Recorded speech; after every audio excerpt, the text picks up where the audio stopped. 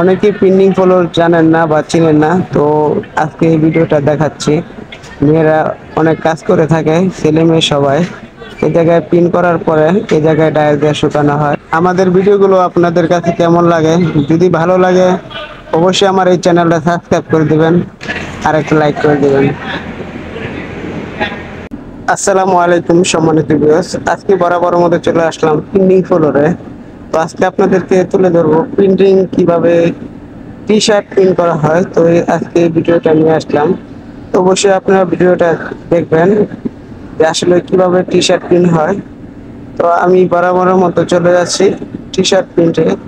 এই হলো হাতে মারা স্ক্রিনে টি শার্ট প্রিন্ট করা হইতেছে। আর নর্মালি এগুলো হচ্ছে প্রিন্ট। আর এই প্রিন্টগুলো হয়ে থাকে rubber print, colour print, pigment colour, rubber colour. Print করার শেষে যখন টেবিল পরিষ্কার করে তখন এরকম ভাবে সবাই মিলা একসাথে হাত দিয়ে পরিষ্কার করে। আর পরিষ্কার করার পর এই জায়গায় গাম দেয়, গাম দেওয়ার পরে এই জায়গায় আবার বডি বিছায়। তো নর্মালি ব্যাক পার্ট পিন করুক আর ফরম পার্টই পিন করুক, তারপর এরকম ভাবে হাতে পিন করতে থাকে।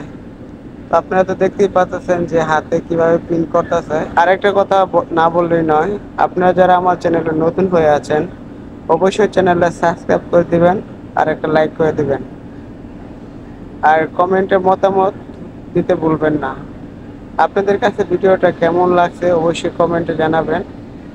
যদি ভালো লাগে অবশ্যই একটা লাইক করে দিবেন আর আমাদের সাথে থাকবেন। তো আজকে এই পর্যন্তই, সবাই ভালো থাকবে। আল্লাহ হাফেজ।